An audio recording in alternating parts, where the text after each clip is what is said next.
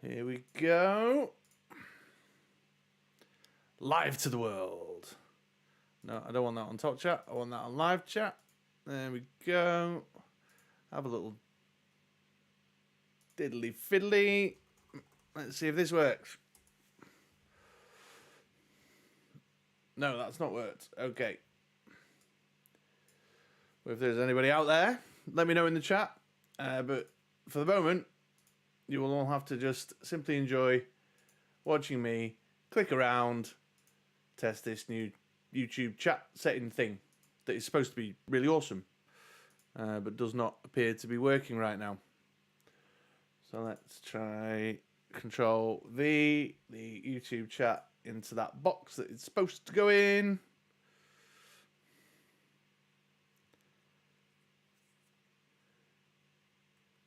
Loading, loading, loading. All this is all very exciting. Loading, loading, loading, loading. I've got to say, just for anyone who is out there who's listening, before I get started, official like, that the YouTube live streaming setup is tedious as fuck, man. I shouldn't be dropping F-bombs in the first 30 seconds, I don't think. I may have just lost my ad revenue with one word. But it all seems very, very, very, very, very hinky. So why is that not... I don't really understand how to get my live chat working properly. Participants, timestamps. It won't let me pop it out from there. How do I pop it out from there so I can see what's going on in chat? Hi, it's Scott.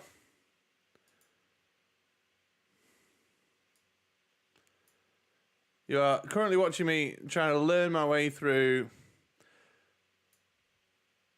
YouTube live streaming. I don't know how to get into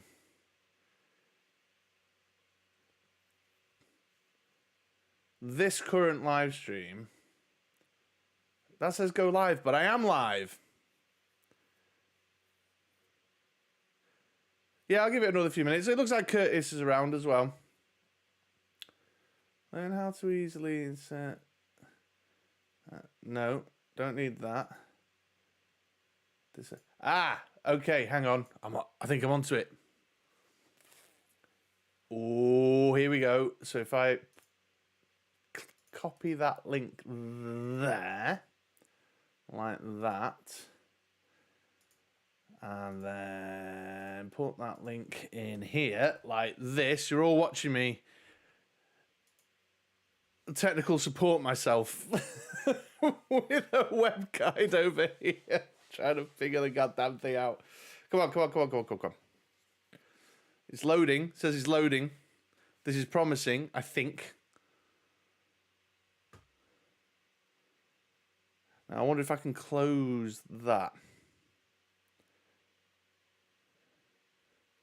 Just watching my buddy Chris playing footy with the dog.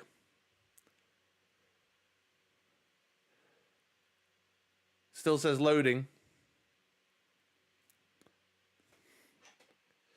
Honest to God, YouTube live streaming is tediously difficult compared to doing it on Twitch. In my humble experience, I may just start live streaming over on Twitch and inviting you all to join me over there. I do actually have a Twitch channel that I do my tabletop gaming on, which seems to run a hell of a lot smoother than this. So why is this thing not working? I should be able to, with this magic doohickey here, do things so that I can show the chat on screen.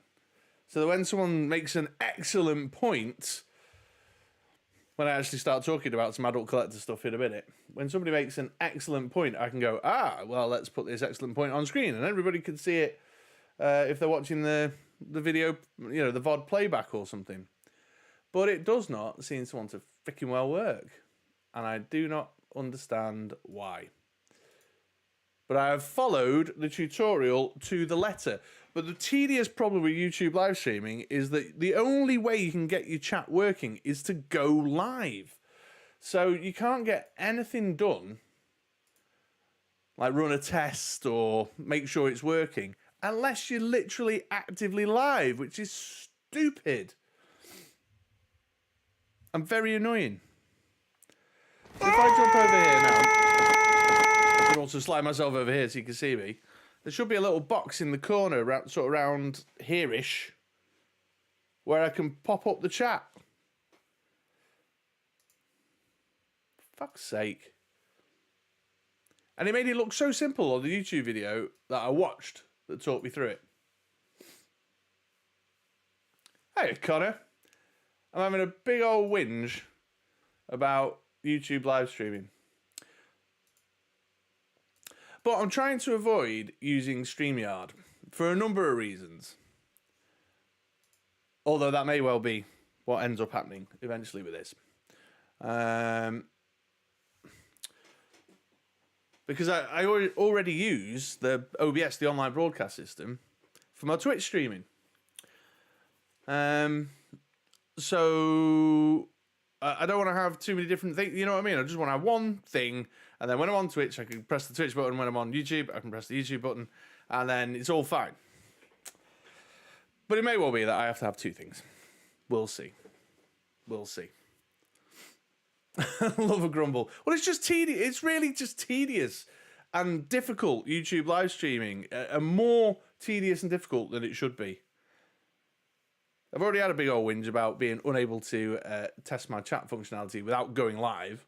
And now I'm live and it's not working. So I'm live with a non-working chat thing that I wanted to do. But I couldn't test whether it works because you have to be live to have your chat active in YouTube to use it. It's stupid. And this is like the pinnacle, the height of, you know, video, online video provision. Fucking hell. But nothing is happening here right now.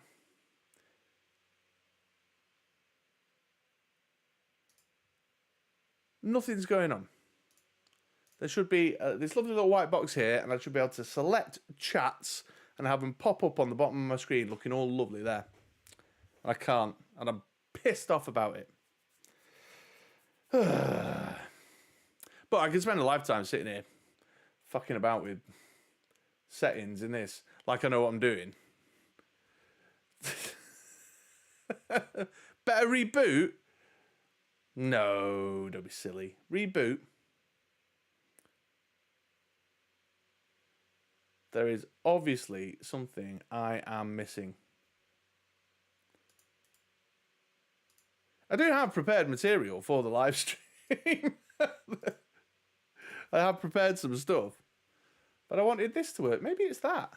Maybe I'm putting the wrong link in the box. Oh, hang on. Now, why is that not showing up? Refresh. Hey!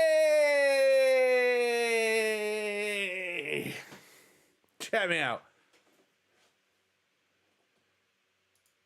Oh, yeah, I don't like that one, though. Let's try that design. Let's try that one. Refresh. Refresh.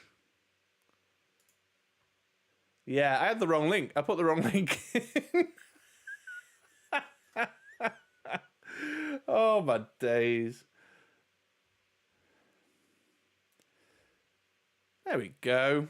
So as we debate and discuss various interesting things, we're at 60% of the time, all the time. So if I press select on that now and then press refresh, no, it's just giving me Connor's one message over and over again. Do I need to unselect them?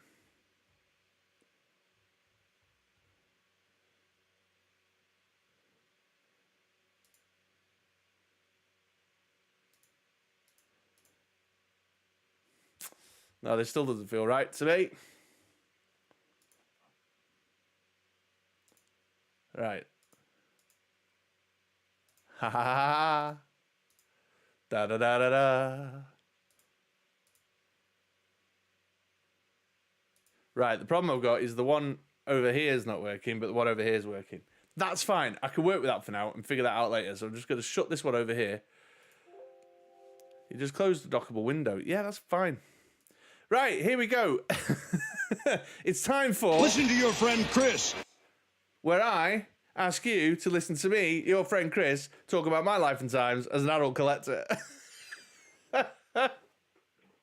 10 minutes and 26 seconds into the stream. So let's have a look. Who we got? We got, oh man, Scott here. There we go. Hi, Scott. Then Curtis. Hello, Curtis. And then my man Connor over at Fuller's Figures. Make sure you headed on over to Fuller's Figures and get yourself all nice and subbed. Fellow Joe Bro there, folks. Actually, that's a good point. Connor, are you on Discord? Do you use Discord much? Let's see if this works.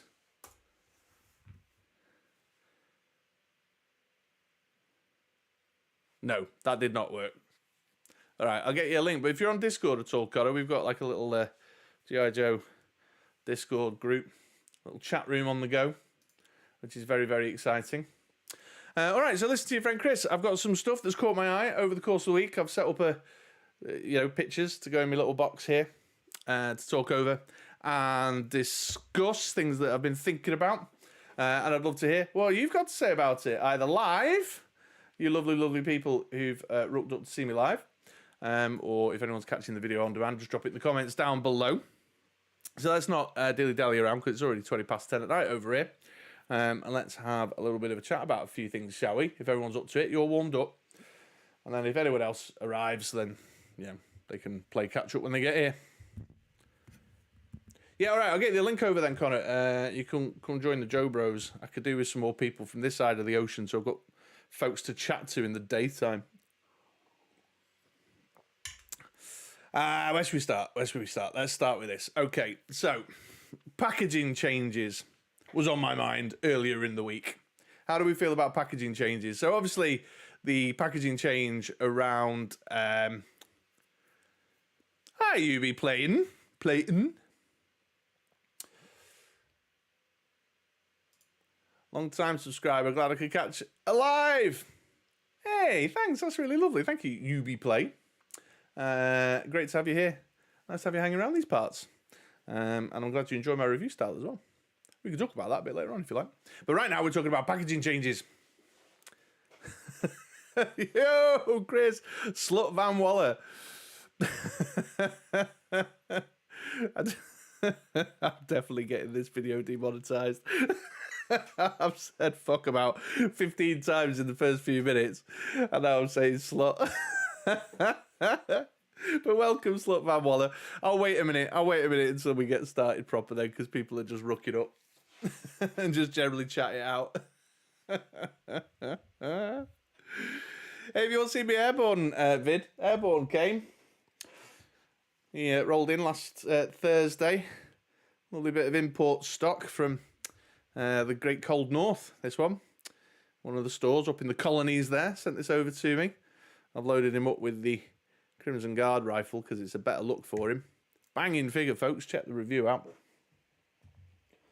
I've been playing with him loads all weekend long. Right, things settle down a bit now. I don't know how many people are here. I can't see how many people are here. But all right, let's start proper. Let's talk about packaging changes then, shall we? So obviously, G.I. Joe Classified's what's kind of triggered the thinking around the packaging changes. And then I saw some folks out and about. I like the packaging. I don't like the packaging. No. All this kind of going on. And it got me to thinking, like, is it a good thing? Is it a bad thing? Are you indifferent about it? I'm just curious because there seems to be some very loud, noisy voices around the issue of packaging changes, and there's reasons for that, which I could talk about in a minute. But I'm wildly in the indifferent column. I don't. It's meaningless to me because I'm an opener. I open everything without prejudice. Just tear it open and hey, Bobby's here. Tear it open and just get the figure out and just get into my man-child play mode and just play with my figures. So changes in the packaging don't bother me so much. There's something about the experience of the packaging that I think is important. But overall, I'm firmly in the indifferent column. I don't care. But I think obviously if you're an inbox collector, which I have to confess, I don't understand inbox collecting at all anyway. That's a whole ball game that I find very difficult to bend my head round. I could appreciate if you're particularly an OCD inbox collector, how changes to the packaging would frustrate you and wind you up. There's a few folks got some thoughts on this in the chat here. So here's Bobby. Welcome, Bobby. Always great to see you, my man. Packaging sounds like a Cobra plot. Like how Robo says, just garbage around my toy.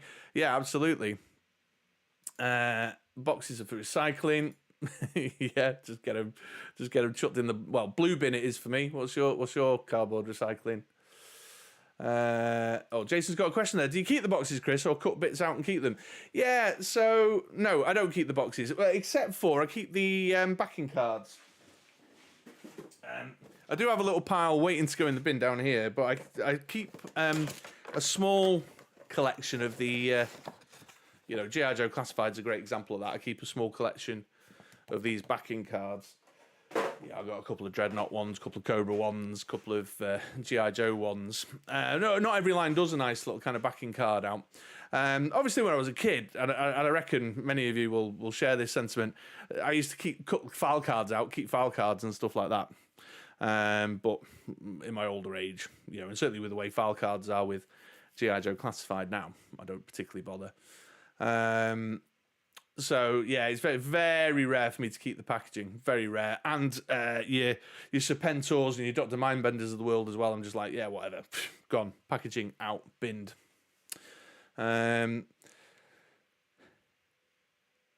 What's Curtis got to say about the packaging here? Let's see what Curtis got to say. On the plus side for the new packaging, I feel a lot better throwing it away. The windowless packaging often had artwork I wanted to keep. Yeah, I wanted to talk about the artwork, so we'll swing back round to what Curtis has said there in a moment. But just before I do, UB Play N says, I can see people keeping the retros if they get the cards right, but nothing other than that. Okay. Yeah, so the artwork, I've mentioned before about like the packaging. There is something about the experience of the packaging. And I think that's possibly what's more important to me as an opener. So I'm not a fan of blister packs and the plastic, crap. The blistery pack bit. Can't stand that. I don't like the noise, don't like the experience. Curtis, I noticed you commented on my Airborne review. I have issues, which are partially me and my impatience, but I have issues getting stuff out of the packaging. That sometimes means that I end up bending my guns and my swords and whatnot.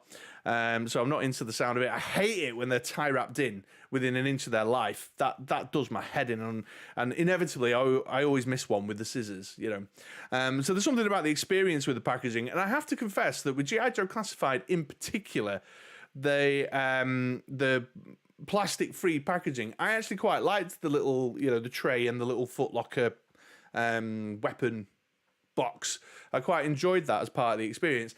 And as Curtis has pointed out, even though I don't keep the packaging, I am an appreciator of the artwork. And again, to speak specifically about G.I. Joe Classified, which I'm pretty confident 99% of my followers on YouTube are here for anyway. I find the artwork a big part of the experience for me. I love clocking the Easter eggs and rooting out the Easter eggs, and I think those digital renders, that little run with the sort of action shot digital renders that they had, and I'm really pleased that they appear to be keeping those in the new version of the packaging. So even though they've made it smaller and they've windowed the front, which is what Jinx is there, they've implied by releasing the pictures that the artwork is going to remain on the back.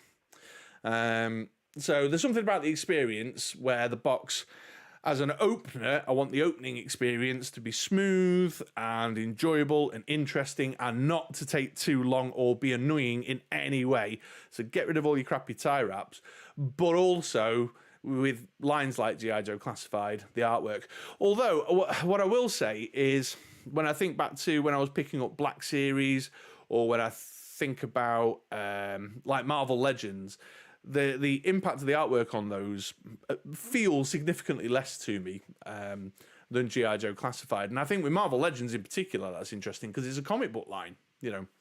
I do like the artwork on the back of the McFarlane Toys DC Multiverse, but they are all, more often than not, you know, panel or cover artwork that they've just taken from the title that's inspired the figure.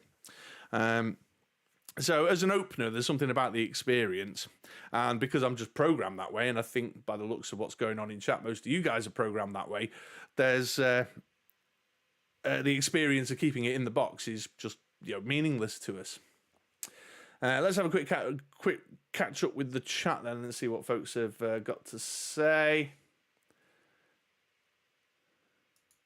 All right, so Connor did keep the retro card backs.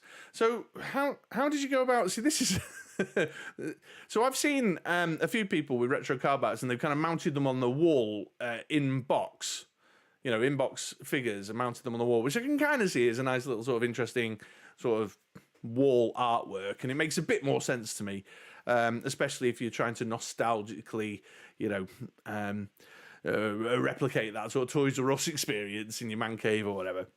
But whenever I take a retro card back off, I have that sort of tear square, you know, that is in the artwork.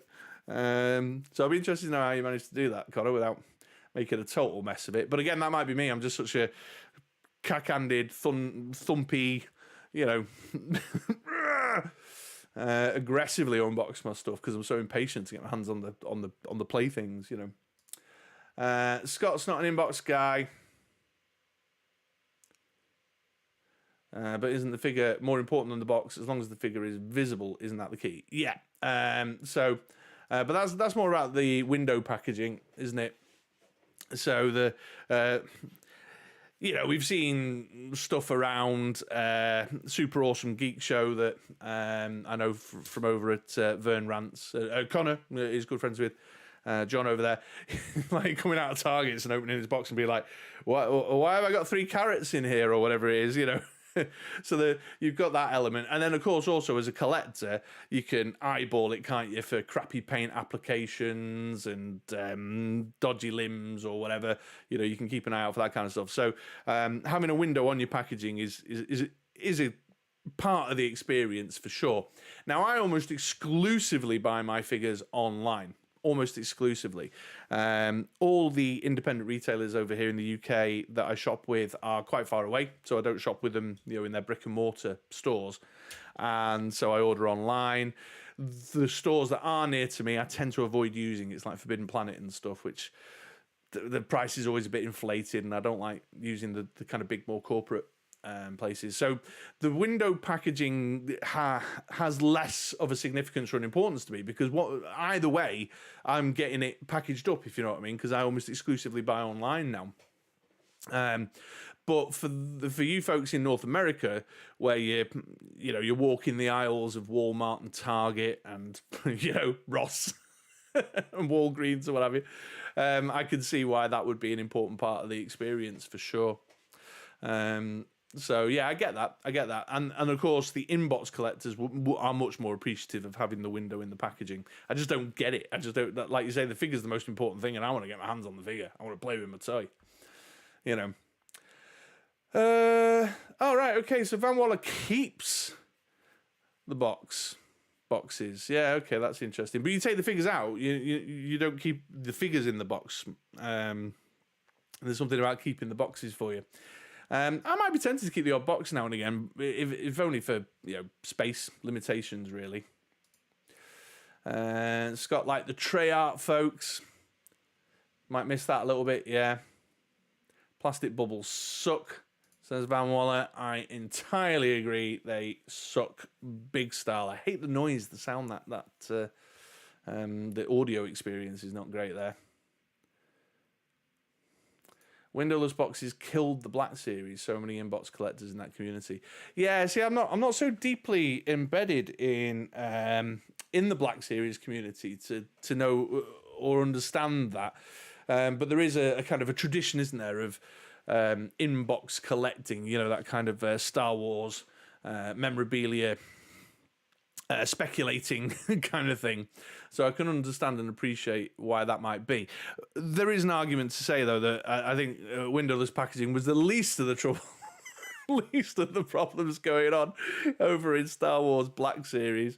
I think if they actually had, meaningful characters rather than obscure Disney Plus streaming characters, it might have helped a little bit. I don't know. I'm just saying. But thank you for your comment. Got it. Let's have a look. Van Waller trying to change to my newer account. Oh no, don't worry about it. I don't care, man. I was only teasing before. Hey, Rayx here. How you doing, my man? Second choice was my favourite. See the figure, a little bit of art, either way. Yeah, so the quick one that's in the middle of this picky here, for sure. Yeah, interesting. Either way, they should have stayed consistent throughout the entire series. Now, inbox collectors have. So here's the thing, right? I was thinking about this. So when my thinky thoughts were triggered on this subject, when I saw some stuff going on the socials, I did think that. Yeah, I get the argument to say I'm an inbox collector and consistency is an important part of the inbox collecting experience. And I get that. I'm not unsympathetic to that. But I also think that, it's unreasonable to expect an organisation for a variety of reasons to maintain the same packaging through a line over a period of multiple years over and over and over and over and over. If we think about our own jobs, like if I think about my own job, unforeseen circumstances happen in work all the time and we have to make decisions. And sometimes those decisions are financially driven and it's about cost. And sometimes those decisions are based on resources or supply chain challenges or, all sorts of stuff get in the way that come up all the time. Issues with the printers, issues with the manufacturers, cardboard shortage, I don't know, all sorts of stuff. And so while I'm not unsympathetic to an inbox collector saying, I wish they kept it consistent, now my shelf looks weird and wonky and all over the place, and I like a nice, nice, well-organised, glorious row of figures with all the numbers. And, I get that. I totally get that. And it is a pleasing sight, when I've seen photos where folks have posted, not as pleasing as getting your toy out and having a good play, but it's a pleasing sight nonetheless. I also think there's an argument to be made that it's unreasonable to expect any organisation in any industry to have, forever, consistently, never changing, never altering for a variety of reasons, because there's so much unforeseen stuff going on that affects, how they can get things into our hands. So, yeah, I know, there's my thoughts on that one. But I've lost where I'm up to now, and I think the chat's moving faster than I am. UB Play pre-orders everything, so no point in toy hunting. Yeah. Oh, you go crazy and leave the... Oh, no, okay, I misread that for a minute. I was about to say you leave the figure in the box. Yeah, I'd go crazy leaving the figure in the box. I've got nothing in this... I mean, I know obviously you guys can't see over here and that, but there is not a single thing still in the box, like legitimately anywhere. I've got a Lego X-Wing up there, but that's only because I've just not sat down and got around to building it yet, Hey, G-Force, how you doing, my man? Loose figure collecting, got to pose them for your pics. Yeah, that's Rayek there. Totally agree. I'm in the same boat. Yeah, it sounds like we've got a large consensus on this, that package changes, I think, from the vibe in the chat, we're all sort of sitting in that kind of indifferent space. There are things we like windowed packaging in order to take a look at the figure before we buy it. We like the experience. We want the artwork to continue with G.I. Joe Classified. But ultimately, it's all just barriers to get into the toy. It's just slowing us down, man. Just put it in a Ziploc bag and send it out to me in some bubble wrap. Hey, Dark, how you doing? Good point on the... Oh, so Ray's just swinging back around to the point on box changes over the years. You can see that. Yeah, I mean, don't get me wrong, and I'll reiterate, I'm not unsympathetic to how annoying that must be. If that's your thing and that's your bag and that's what gets your juices going, to have your lovely inbox collection all lined up and on display and whatever, and then it's all like up and down, up and down, up and down, up and, random stuff. I could totally appreciate and understand why you'd sit there and go, fucking Hasbro, keep the boxes the same. I totally appreciate that. But I think we've just got to, reality is that the running of an organisation that produces a product nowadays, you've just got to, got to roll with the punches on that, because there's so much unforeseen stuff that comes up,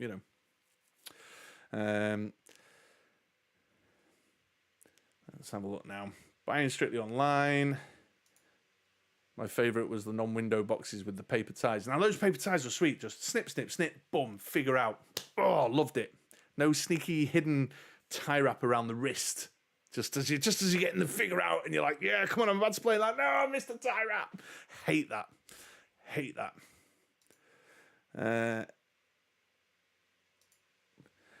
Bobby says here, with all the package changing they're doing, I wish they'd bring back file cards, even if it's a piece of cardboard that they put behind the figure, so they don't lose the artwork on the back.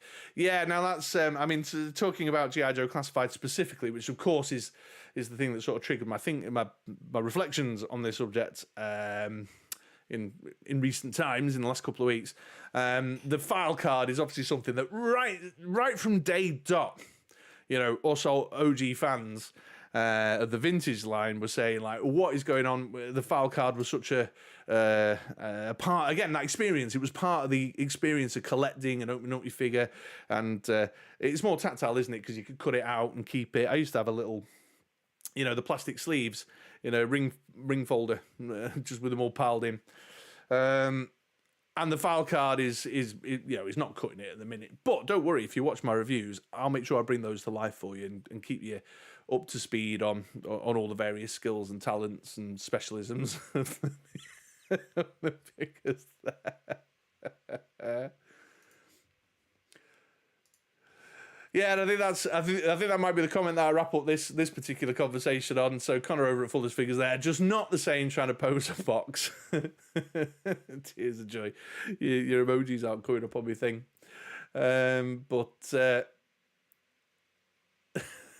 a box has 6 sides. It can be quite a chore deciding how to display.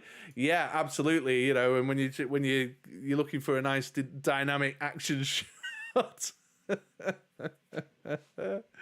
All right, well that was just some thoughts there on on packaging changes and specifically the packaging changes that have happened in G.I. Joe Classified. But obviously it's a common kind of debate point, an area of discussion in the adult toy collecting world. But what I'm going to do, I'm going to move on to my next item on the agenda. And it's this bad boy, I can't remember what they called it. It's the Night Force Shockwave with a steel core helmet and a ram and a droid. I'm curious to know what people think or feel about this. But I mentioned in an Instagram post when this was first getting leaked out that is this or is this not the most Hasbro thing you have ever seen in your life? If I go to the next slide here. So what do we got? We've got the Ram Cycle, which has been released twice already. We've got Shockwave, who has been released once already. The Steel Core helmet, which has appeared obviously in the Steel Core 2-pack, but then also appeared with Grunt. Then we've got a weapon selection that is entirely reused. That's like Big Ben's heavy machine gun, Big Ben's little machine pistol, and Big Ben's weird double-barreled rifle.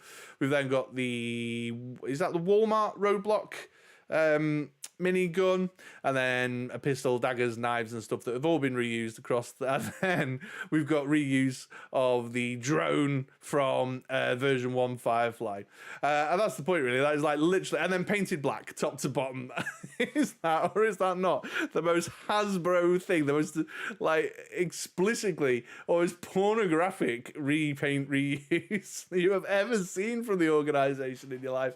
I love G.I. Joe Classified, but this just made me laugh when I saw it. There is not a single piece of fresh, new, inventive, interesting, anything on there. They've literally just taken a load of stuff out of bits bins at the factory and painted them black.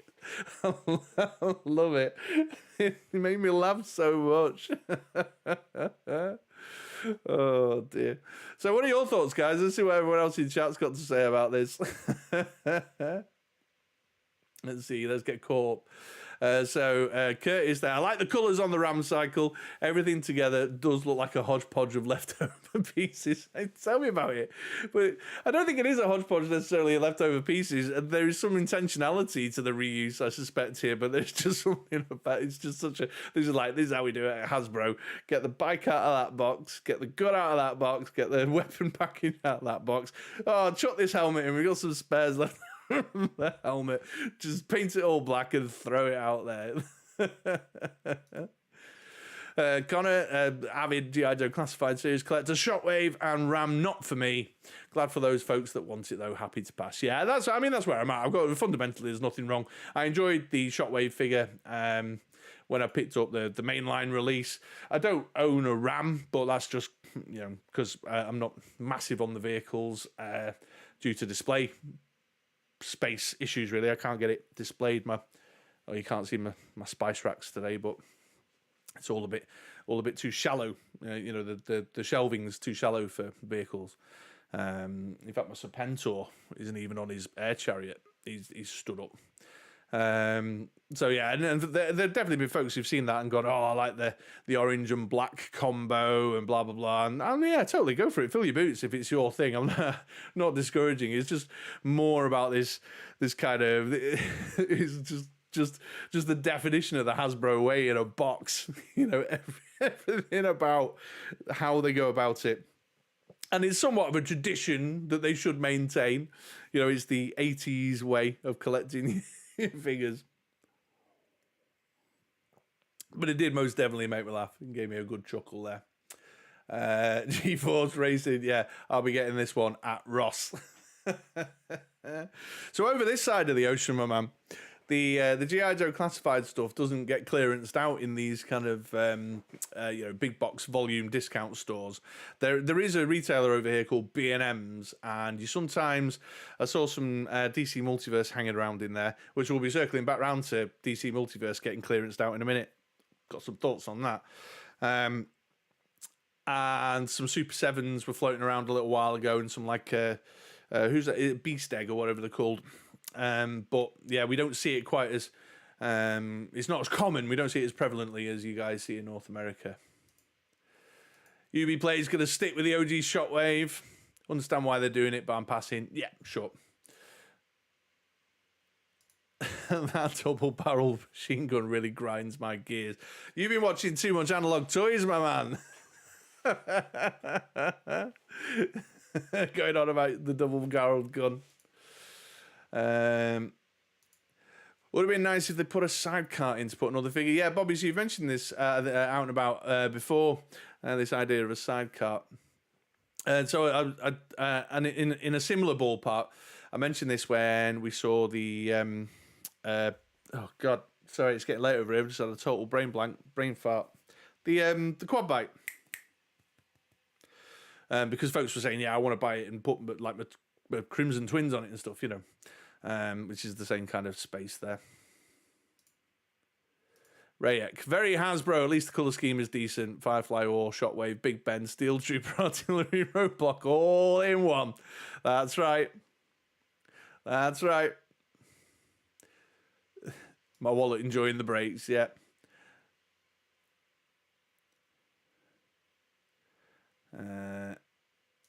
Scott there. Reuse is standard, but yeah, this seems a touch egregious.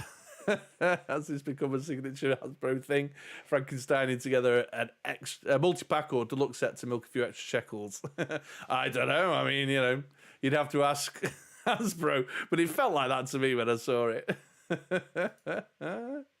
Hey, keep on collecting. Another new addition to the chat, folks. Everyone say hello.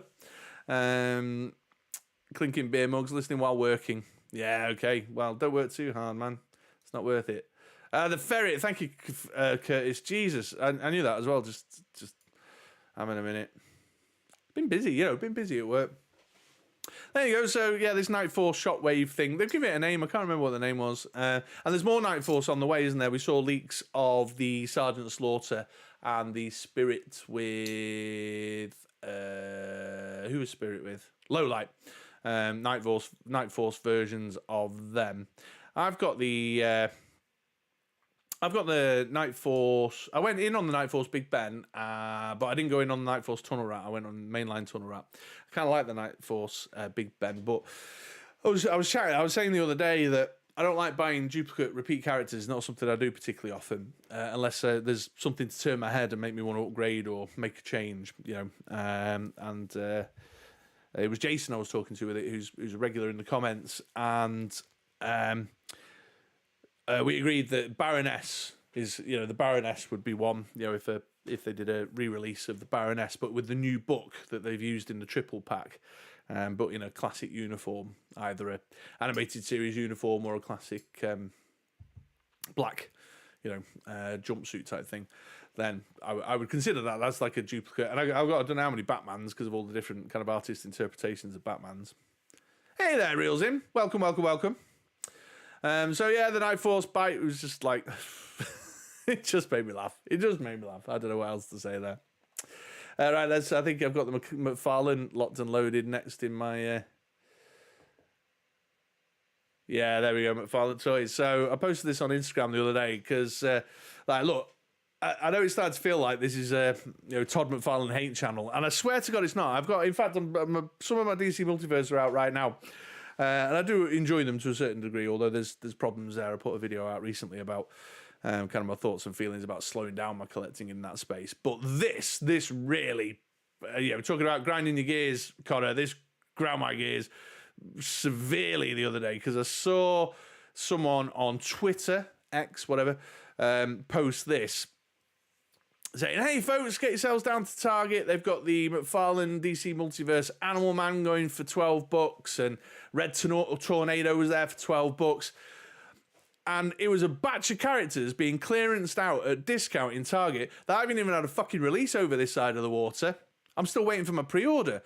So Animal Man, Red Tornado, Captain Atom, just those are the characters I pre-ordered, so they're the ones that are on my mind. But I know there were more, and they're getting clearanced out in Target before we've even seen them released on this side of the ocean.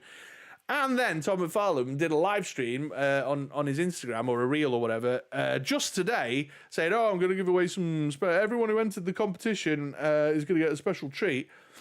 And he restricted entry to the competition to North America only. So I've said it before and I'll say it again. What the fuck is going on at McFarlane Toys? I think Todd McFarlane is like a wild xenophobe. Has he got something against Europeans and Australians?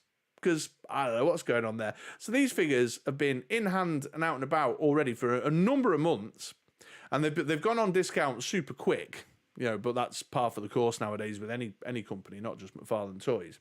But the fact they're getting clearanced out before we've even seen them on this side of the world takes the piss. I was pissed off. I love Animal Man as well. Big fan of. I used to read the Grant Morrison run. The Grant Morrison run in the late 90s. Was a big fan of that. Used to read a lot of Vertigo titles around that time. So there you go. So just getting it off my chest, guys. I know it is starting to feel like every time I open my mouth on this channel, I'm just whinging about Todd McFarlane. And that would be accurate. I am whinging about him a lot. I just feel real salty. And I said this in another video, so apologies for those who watched it for me repeating myself. But I collect more Hasbro lines than anything else. And Todd McFarlane, if you're out there, listen, I'm complaining about you more than Hasbro, And I collect a lot more Hasbro than I do your stuff. And I think there's a lot more problems probably over in Hasbro than there is with your stuff. And I'm complaining about you more. So what is that telling you? You know what I mean? Anyway. So let's have a look. Let's get back into the chat then. Let's do a swing round, see what everyone's got to say. So G-Force, the Infinity Saga, Iron Man and Cap were on sale too. Oh, were they? Okay, but they were reissues anyway, weren't they? I think. So I feel less less cranky about that, I suppose, comparably. Although they were only reissued very short while ago, weren't they? Van Waller's still on the G.I. Joe Classified here. Yes, a new Baroness. This is Jason, by the way. We were talking... Hello, Jason. I cannot figure out why my chat is under Slut Van Waller. It says I'm logged in under Jason. Hey, no worries there. I don't care, man. But now I know who it is. There we go. All right, Connor, here we go. Spill the beans. McFarlane supposedly cutting back on international distribution this year. Right, okay. So what have you heard? Could you point me to an article somewhere or something that I can go and investigate? So I know that I saw... Who was it I saw the other week? Somebody was talking about the fact that... so this is on the board game side, actually. So some of you guys will know that I'm a avid tabletop gamer, and this was a nugget of board game information, but it kind of applies to any international shipping, really. So the guy I was speaking to is over at WizKids Games. Hi, Jimmy, if you're out there. He's one of the product managers over there, and we were just chatting back and forth, and there's a lot of trouble with international distribution. So we've got obviously there was the COVID interruption. Disruption to supply chain, so the manufacturing delays, and then the supply chain delays, and then ships were docked and all that kind of stuff. Then there was a kind of knock-on trickle-down effect because there was a shipping container shortage. Something had happened, like shipping containers were needed in the Far East to pick up products, but they were all stuck in like Amsterdam because the ships had been... what do they call it? Docked? There's a word for when they don't let the ships move. But they had the shipping containers because of COVID and lockdowns and people falling ill on the ships and blah, blah, blah. So all the containers they needed were on one side of the world, and they had to get them back to the other side of the world, but they weren't moving and things weren't happening. And then you had the Panama Canal blockage that happened. I can't remember if that was before or after COVID, but that was contributing. So all the while, the cost of shipping containers was creeping up and up and up and up and up and up because there was a shortage, which meant a number of companies couldn't afford shipping containers or afford to ship. So they then started turning their back on international shipping. And then things started to settle down a bit. And then the Yemen situation happened, with the Yemeni rebels attacking ships coming in through the strait to go into the Panama Canal, which is on top of all this accumulating set of issues, has just sent, particularly for North Africa, Middle East, and Europe, the EMEA area, has just really, really fucked with international shipping. So I wonder if Todd can't afford the shipping containers, can't afford to get his product onto the containers to send them over. Did they push a ton overboard? Is that what it was? I can't remember the finer details. I don't know if Scott's making a joke or for realsies there, but yeah. So, but Connor, if you've seen something out about, send me the link, man. I'd love to know more about what's going on there, because I've got pre-orders that were should have shipped in July last year. The Catman figure from DC Multiverse still hasn't come. And I know it's had the North American release because I've seen YouTube reviews from US and Canadian reviewers, so it's around. Uncle Todd ain't paying shipping outside of the old USA. Yeah, well, it appears to be the case, doesn't it? Yeah, but it's frustrating. It's annoying. For a variety of reasons, but ultimately, I think in this day and age, where like the internet has made us so much more connected and aware, and communication is worldwide in an instant. I remember, and there's a couple of folks from this side of it. Hey, Colonel Angus. There's a couple of folks this side of the water will remember this. While we were sort of tacitly aware of the fact that the US was getting things before us, it didn't really bother us because you got your information from magazines and you were buying your magazines in monthly publications, and it so it bothered you less. But it was always fun and exciting. If you knew someone who went on holiday to America, or my dad went over on business once and he came back with some Ninja Turtles that were never before seen over here in the United Kingdom. I mean, obviously they eventually did trickle down to retail over here. So it never really bothered us as much. But in this day and age, with the way that communication spreads, and it's not just communication, it's pictures, it's videos, it's, and there's communities, worldwide communities that are formed, it gets increasingly frustrating. Now, that might not be so bad with, say, if you talk about lines like, so Operation Monster Force, I was just thinking about that the other day. An Operation Monster Force, Big Bad Toy Store exclusive, fresh Monkey Fiction. So if I want it, the only way I can get it is to import it directly from them. It's a North American line, and that's that, And so that's fine, and that's we know and understand that to be the case, and they made it very clear that that's the way that they're going to retail the item. But it's smaller and it's more niche. Todd McFarlane's got the license for DC Comics. He's got the license for Dune. He's got the license for Avatar. Both Avatars, in fact, the James Cameron and The Last Airbender. These are big name licenses. And he's landed something else as well recently. That's a big eye-catching deal. And so that's different than a niche, independently created piece of product that I am choosing to import or considering importing because it's caught my eye and I want that niche product, compared to an international brand in this day and age of internet communication like DC Comics. So yeah, I can't remember my original point. Did I make my original point? I don't know. I think I went round, got close to my original point, and then sort of found myself a little cul-de-sac, and I'm just going to chill in there. So if anyone wants to ask me in chat what my original point was, then let me know. Right, what we got here? So keep on collecting. The Burgermeister down under does not allow toys in the... Oh, right. Fair enough. Right, so there's Scott's comment before about pushing the containers overboard, and then Scott returned to follow up. No joke, I'm a truck driver, and there are a ton of them that went straight in the Strait of, is that Juan de Fuca? Have I pronounced that correctly? Right, so why did they do that? Oh, see, now we're edging out into kind of international news and stuff. And Connor says, I've actually looked into becoming a pirate. I'd get my pre-orders earlier. Yeah, that's right. Yeah, let's all just get ourselves a skiff, and we'll head out to the east coast of Africa, get some AKs, and I should, again, probably demonetizing my video here. I should be careful what I say, shouldn't I? And just raid some boats. Can you imagine it like what's the movie, Captain Phillips, like, crack open that container, show me what we got. They crack it open, it's like gold. No, I don't want that. Crack that container open. Like, open it up and it's all just classified Marvel Legends, like, oh, like gold light out of the briefcase in Pulp Fiction.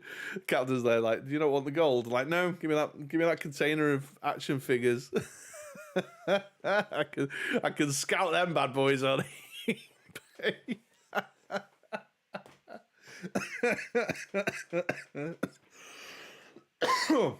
Excuse me, folks. Excuse me, yeah. So everyone's saying hi to the Colonel. So let's come down here. Still undecided on Monster Force, says Connor. I'm very tempted for the Red Shadow looking one. Yeah, so I've not gone in on everything, but I have definitely the Red Shadowy looking one, and then there's like a Red Shadowy looking one which has got the black uniform, and there's one that's got like a reddy uniform, and then the general figure. And I've pre-ordered them on tick, but whether I actually eventually go through with it, I don't know. So it's a bit odd, actually, Big Bad Toy Store, because I ordered something. What did I order? Oh, the Fresh Monkey Fiction Santa. And that came through with a flat rate shipping, no tax, everything was fine. And then I ordered something else. What was it? I can't remember, but it was something else I couldn't get over here. And there was like... tax on it and extra shipping. I was like, what's going on here? Why is there this difference? So I don't know if there's some code to crack on that or not. But in any case, well, I'll tell you what. While we're talking Monster Force. Oh no, wait, hang on. There's still some people talking about shipping. Let's just close the loop on that. Uncle Todd is releasing a sleep paralysis demon of a figure of himself. Can't. Yeah. So again, I'm repeating myself. I'm going to stop doing this because I repeat myself far too much. But when the sculptor took him that head sculptor and said, here you go, Todd. For your 30th anniversary celebration figure, here's you. Todd went, oh yeah, great. Pack it up. Pack it up and ship it. But have you seen it? Do you know what I mean? Anyway. That's right, Curtis, the most nerdy pirates ever. Absolutely. Come join mine and Connor's crew. Here you go. Scott's giving us a little bit more news on port backup ships and crews sitting offshore for months, dump your cargo and turn for home. Oh, I see. So it was just like, yeah, because they wanted to get back to their loved ones, what have you. Yeah, I can appreciate that. I ordered the arcade sets from Big Bad Toy Store. Oh, yeah, I just watched your review earlier today. I meant to comment. I'll do that later before I go to bed. Took a week before they were even picked up by FedEx. Yeah, that's... Oh. A printed label is not shipped. That does not mean shipped. You get the email, you get all excited. Item shipped, and then you go to the tracker and it's label printed. Right, next on my slide deck. So I saw this the other day. Earlier today, I can't remember. And this is Zombified's Space Zombies from Mars figure. I saw it on the Joe Fest Twitter account, and it caught my eye. Just while we're on the subject of Monster Force, because I thought that looks very Monster Forcey in look and tone, and it is another military line, but they're displaying it at Joe Fest, and I thought it looked interesting. So then I went away and had a look because it's listed as this Arlen Pelletier's studio. And this dude's been around. He's of a good pedigree because on his website, he's got there's some Hasbro stuff for Marvel Legends, but like big figures with lots of sculpting on them, like the Sugarman Builder figure and stuff. And the Fresh Monkey Fiction, Father Christmases, he did a couple of them. And he's done some DC stuff, some statues, and it all looks really great, really exciting. And dude's a talented sculptor. And then when I dug around a little bit more, oh, there you go.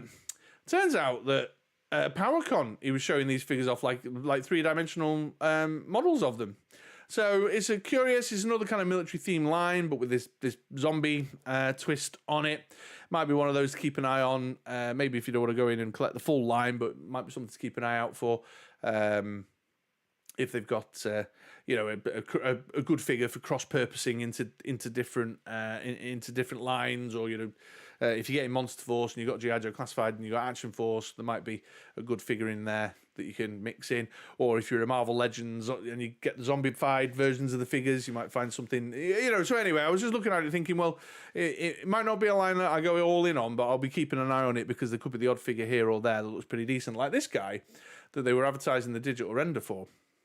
And go over to Arlen Pelletier Studios for pictures and stuff, and he's got an Instagram page and things. I'm live streaming right now, but I'll go back to the comments tomorrow and add links in for anyone watching the video on demand. But that's just a good, solid kind of military-looking space dude. It kind of reminds me of a Centurion a little bit, with the big rocket pack. But look at all the gear in there, the hand swaps, the head swaps. He's got his space helmet and his big spacey backpack, so it looks decent and an interesting line, and it could have some kind of cross line appeal. It's 112. Who knows on price? We'll see, but I would estimate that it'll be around the same sort of price as the Monster Forcey type stuff or Action Forcey kind of space.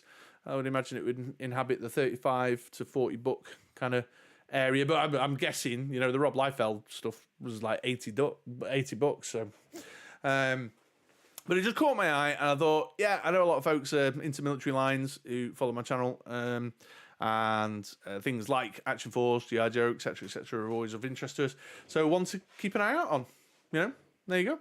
One to keep an eye out on. So I don't know if that's... let's see what chat says about that one. Scott's a big fan. Love some of the Fresh Monkey Fiction stuff. I've managed to avoid ordering all of it up till now, but the intrusive thoughts are persistent. Yeah, and the FOMO's strong, man. You can... I feel it, brother.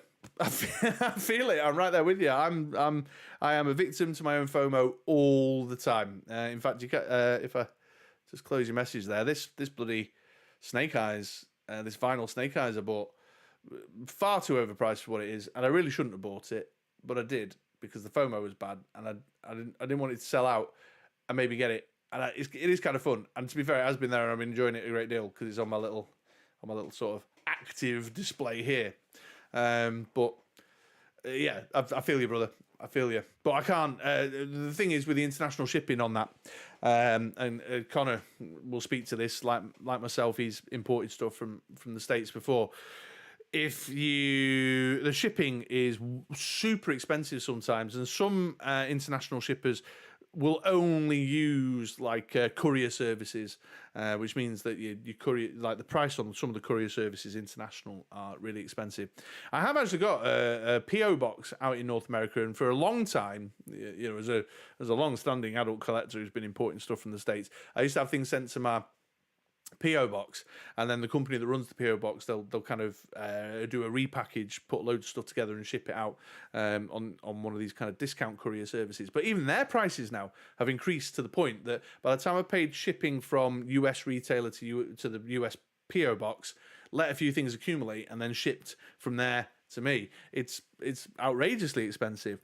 And then sometimes, I don't know what's going on with you guys in America, but sometimes the tax isn't on the price advertised, and then the tax gets added when you try and check out. What's that all about? And then if His Majesty's Customs catches you at the border and says, "Oh, you're importing things, you need to pay your value-added tax," before you know it, a $30 action figure, or a $25 action figure or something, becomes a $75 action figure. And there are some great figures out there, but I don't think they're worth $75. So it all starts to catch up. It really starts to add up, which is a nightmare. So the Fresh Monkey Fiction thing, I have been able to restrain myself a little bit. I've pre-ordered a handful that I like the look of. But I can't go in on the whole line. I really, just can't justify that. And I'd love to see, better supply of your smaller niche boutique kind of action figure manufacturers over to international, particularly this Europe and the UK. Obviously of interest to me over here, because import stuff is super expensive. And you notice it as well with like your Mayfex, your SH Figure Arts and stuff. You're like, what is going on with these prices for 6-inch figures? I mean, they look good and all that, but are they 110 quid good? Nah. But when you go and have a look on, I don't know, like Ami or something, which somebody suggested I do the other day, and I did. In fact, I think it was in the chat of the last live stream. I think it was Jonathan Redmond who pointed me in that. Anyway, I'm in the weeds.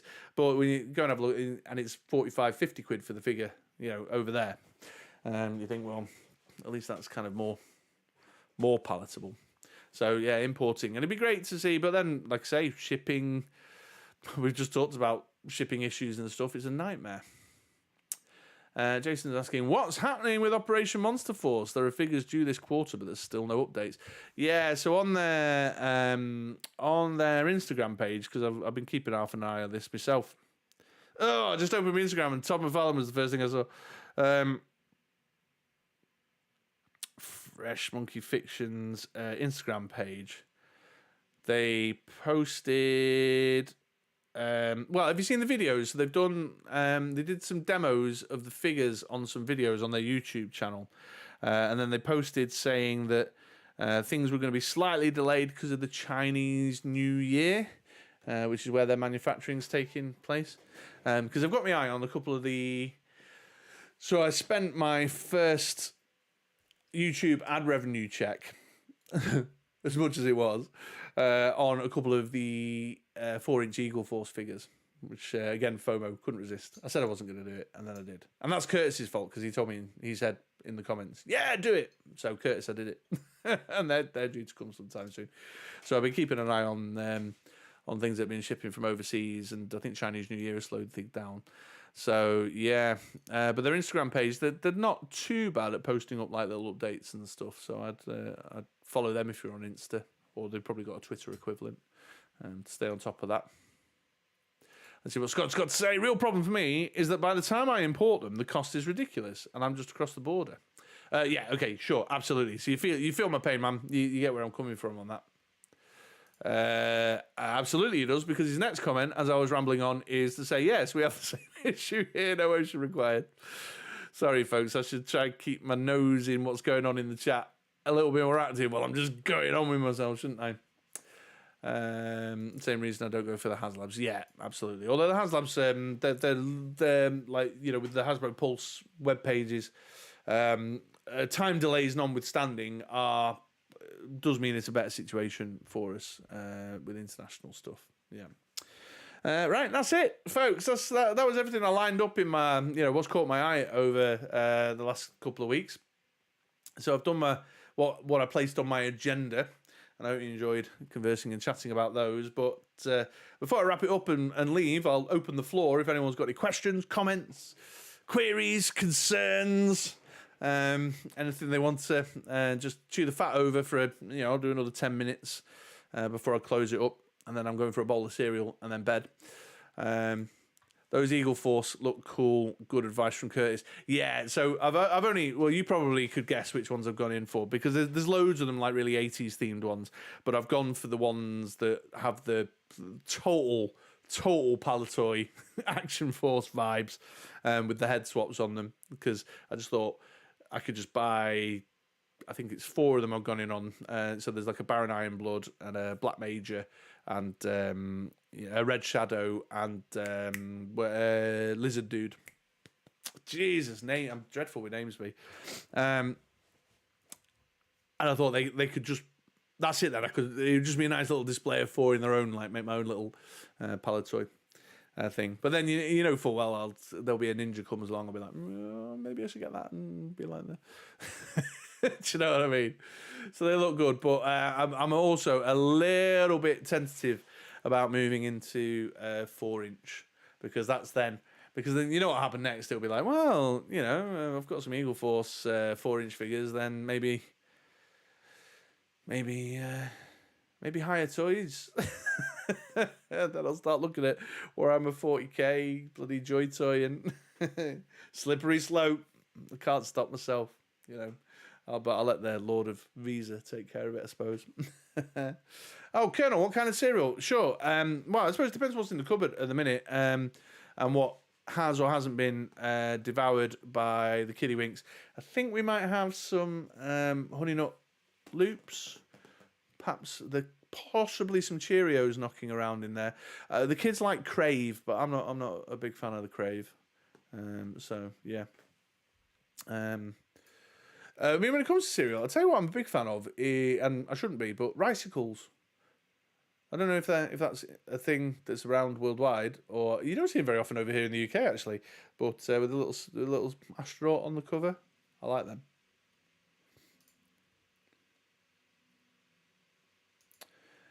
Of all the Joes announced, which one of any are you passing on? I'm skipping the Tiger Force 2-pack.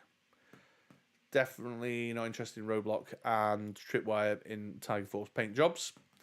I am skipping the aforementioned Night Force Ram Shockwave dude. And that's it. I think I've pre-ordered everything. I think I've pre-ordered it. Oh, no, I didn't go for the ore either.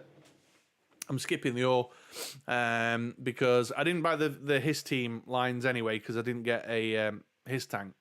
So the what is it? The 788 fire teams. So the even though I quite like the color scheme on those, but I skipped that anyway. But yeah, just as I mentioned before, space, size, display. I just can't.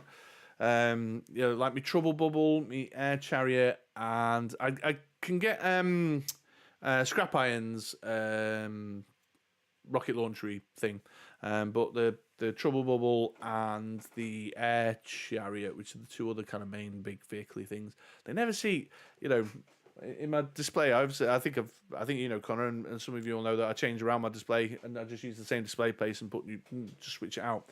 I just can't fit it on. It's just not possible to do. Yes, Kraken. Of course, it was Kraken. Enjoyed the chat, Chris. Thanks. Yeah, no worries. Cheers. Keep on collecting. Pleasure to have you here with me, as always. So keep an eye out. I'm obviously wildly inconsistent with the scheduling going out of these. I'm just kind of going, are the kids in bed? Are they settled down? Is there anything the wife needs me to do? Am I free? Is there anything going on? I'm going to live stream, and of course the time to prep and get my pictures loaded in, play around with some things. So just keep your eye out for notifications or on the Discord and stuff. And the same again for you, Ray. Absolutely, pleasure to have you here. Yes, getting punched in the old nostalgia button. How many IPs will I commit to? Yeah, absolutely. Well, let's find out together. And Van Waller there. What unannounced classified figures are you hoping for most? Great question. Is Monkey Wrench been announced? Definitely want a Monkey Wrench. So in the old Action Force comics, the Torch Ripper and Monkey Wrench combo, Torch Ripper Buzzer, Monkey Wrench, were around a lot. So I would definitely like to see that. I really want a Wild Bill, but a single figure, like a retro card release or something. I know they've obviously got one coming with the Dragonfly, but I'd really like that because again, Wild Bill character featured very heavily in the old Action Force Marvel UK comics. Always on the cover, used to see him all the time. I want a Crimson Guard, helmetless Crimson Guard with the blonde hair. Randomly, although they could just release the head. I'll buy an accessory pack with the head in it. Other than that, I'm generally quite an easygoing guy. I'm pretty relaxed about. I generally get excited about stuff when I see them. Largely speaking, characters that I have a fondness for have been released or on their way, because it's the characters that I used to see and read about in the Action Force comics. So. I'm generally quite happy. Although I have said in reviews a lot recently that in my older age, I'm starting to develop more of an interest in the more kind of crazy, idiosyncratic, wacky, out there figures. And my introduction to animated G.I. Joe was G.I. Joe the movie. So I would like to see Pythona and stuff, and I'm very, very eagerly awaiting a peek at what the Nemesis Enforcer looks like.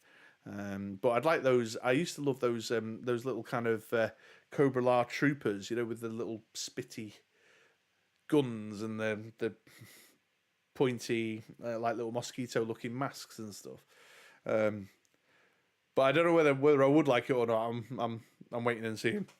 So I kind of half answered your question there. What I tend to find as well, actually, with classified, and I don't mind admitting it, is that it's such a vague, sort of distant memory to me. And then they'll mention a name in a name only reveal, or they'll show a digital render, and I'll go, oh yeah, and then I'll go rooting around and dig out my old Action Force comics and flick through and just sort of see. So I kind of don't realize I want it until I see it, if you know what I mean, because I have like a cloudy love, but the memory's cloudy for the line, Yeah, Tiger Force pass for you too. Always fun to check in. Of course it is, Scott. Yeah, welcome anytime, my man. And your second, the Wild Bill love retro would be appreciated. Yeah, in there like the animated colours or the animated series colour. Is it the animated series colours? The like the blue and with the yellow inflator. I wouldn't mind stuff like the thing that reintroduced me to GI Joe very heavily was the IDW continuity book. And a lot of them, the core figures in that have been released now, but Alpine featured quite heavily in there, and I'd like to see an Alpine. Just to get some stuff together around that. And I like their version of Mainframe, you know. Yeah. Cool. Okay, well, I think chat's sort of fizzled out there. You guys, you've asked any questions that you wanted to fire my way. And we're creeping on a bit now. It's like 25 past 11 over this side of the ocean. An hour and 15. That's good. That's a good stream length, isn't it? So I'll wrap that all there, folks. Absolute pleasure to have you with me here. Thank you so very much for coming and hanging out for an hour and a bit on a random Tuesday night.